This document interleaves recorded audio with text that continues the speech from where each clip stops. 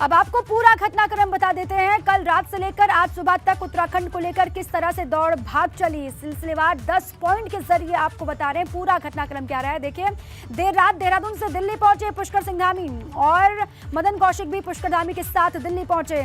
कल दिल्ली में जेपी नड्डा से त्रिवेंद्र सिंह रावत ने मुलाकात की और पुष्कर सिंह धामी दिल्ली के उत्तराखंड सदन में रुके।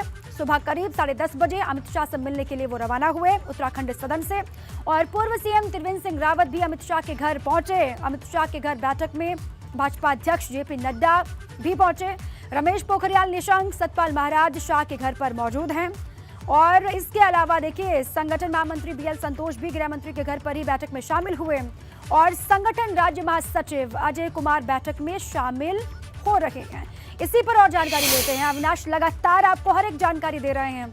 अविनाश, अभी अंदर जो बैठक चल रही है उसको लेकर कोई जानकारी बाहर मिल पा रही है क्या? कोई अपडेट आपको मिल पा रही हो या फिर कितनी हलचल वहां पर दिखाई दे रही है? क्या लग रहा है आपको, बैठक और कितनी देर चलने वाली है?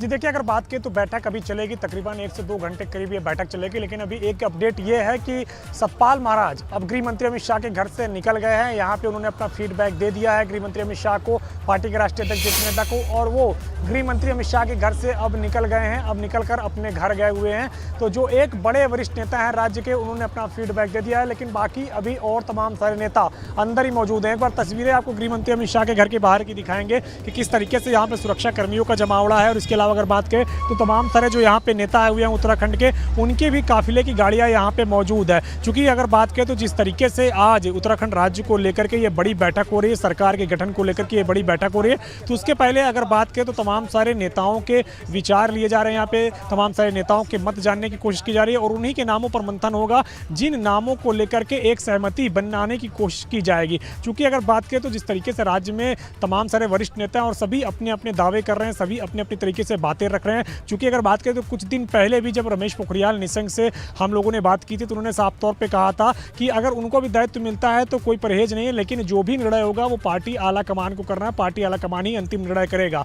तो वहीं पे अगर बात करें तो जिस तरीके से तमाम तरह नेता यहाँ पे ऐसा बयान दे रहे हैं और जो नई परिस्थितियाँ उभरी हैं उस परिस्थितियों में कैसे भारतीय जनता पार्टी में एकजुटता रखी जाए और किस तरीके से नए मुख्यमंत्री का चुनाव किया जाए कि जो कि राज्य की 5 साल की न सिर्फ सत्ता को चला सके बल्कि राज्य में जिस तरीके से प्रचंड बहुमत मिला है, इस बहुमत के तहत काम करते हुए 2024 में जब लोकसभा का चुनाव हो तो वहां पे भी भारतीय जनता पार्टी को राज्य की 5 लोकसभा सीटों पर विजय दिला सके। तो इन तमाम तरह चीजों को लेकर अभी भी राष्ट्रीय नेतृत्व तो लगातार मंथन कर रहा है। और चूंकि उत्तराखंड ऐसा राज्य रहा है जहां पे अगर बात करें तो जो भी मुख्यमंत्री बनता है उसको अपने पार्टी के अंदर ही तमाम सारे विरोधों का सामना करना पड़ता है। और खुद भारतीय जनता पार्टी जो कि केंद्र में इतनी सशक्त है, राज्य में 2017 में 57 सीटों पर विजय हासिल की थी, फिर भी उसे राज्य में 3 मुख्यमंत्री बनाने पड़े। चूंकि उसका कारण यही था कि पार्टी के जो तमाम सारे अंदरूनी नेता थे वो एक के बाद एक तमाम सारे सीएम के खिलाफ लॉबिंग कर रहे थे। और यही कारण है कि पहले त्रिवेंद्र सिंह रावत को मुख्यमंत्री बनाया गया, उसके बाद अगर बात करें तो तीरथ सिंह रावत को मुख्यमंत्री बनाया गया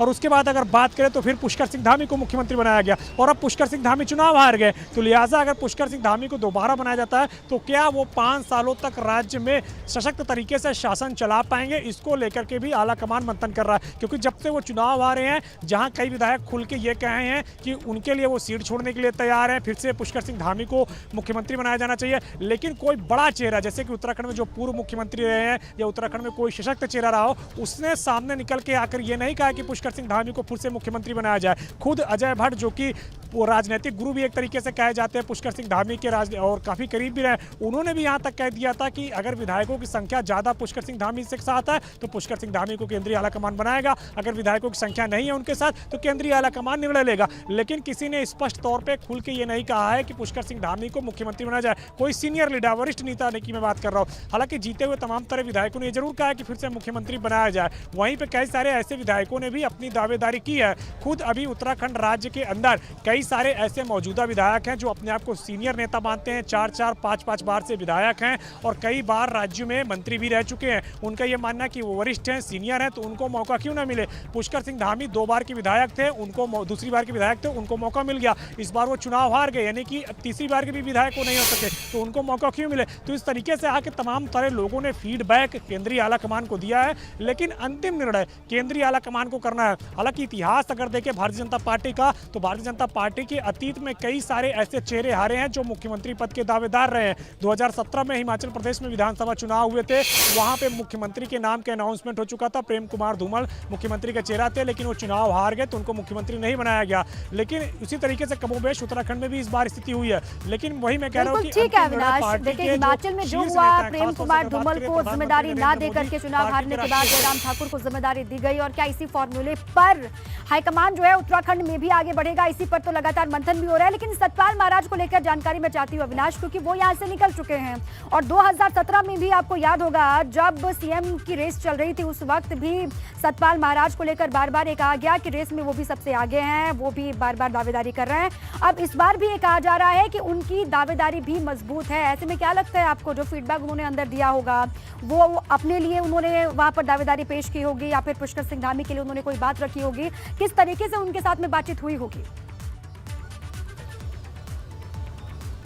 देखिए अगर बात करें तो सतपाल महाराज पार्टी के वरिष्ठ नेता हैं और पिछले 5 सालों से भारतीय जनता पार्टी के साथ वो बने हुए हैं, और इस बार भारतीय जनता पार्टी के ही चुनाव चिन्ह पर चौबट्टा खाल से फिर से विधायक बनके वो आए हैं। तो लिहाजा वो पार्टी के जिस तरीके से वरिष्ठ नेता है, न सिर्फ उनकी उत्तराखंड में तमाम सारी जगहों पर पकड़ है, बल्कि एक आध्यात्मिक गुरु होने के नाते उनकी उत्तराखंड से बाहर भी बड़ी पहचान है, और उनका पोर्टफोलियो भी लंबा है। वो केंद्रीय मंत्री भी रह चुके हैं, कई बार राज्य में मंत्री रह चुके हैं, विधायक रह चुके हैं। तो लिहाजा पार्टी के वरिष्ठ नेता तो हैं, वो अंदर पहुंचे होंगे तो जाहिर तौर से बात है कि फीडबैक अपना दिए होंगे कि क्या हारे हुए व्यक्ति को दोबारा फिर से मुख्यमंत्री बनाया जाए या नहीं बनाया जाए। इस पर उन्होंने अपना फीडबैक जरूर दिया होगा। अब क्या फीडबैक रहा ये तो बाद में ही पता चलेगा, लेकिन वो अपना फीडबैक देके केंद्रीय गृह मंत्री अमित शाह के आवास से निकल गए हैं और यहां से निकल के अपना घर चले गए हैं, क्योंकि दिल्ली में उनका खुद का आवास है। तो पिछले कई दिनों से अपने दिल्ली स्थित आवास पे ही मौजूद रहे हैं, और आज इस अहम बैठक से पहले लगातार देखिए 2017 में भी उनकी दावेदारी, बीच में जब मुख्यमंत्री बदले गए तो कई दफा ये भी खबरें बीच में आई थी कि सतपाल महाराज भी नाराज चल रहे हैं, वो भी कुछ चाहते हैं, उनकी महत्वाकांक्षाएं भी हैं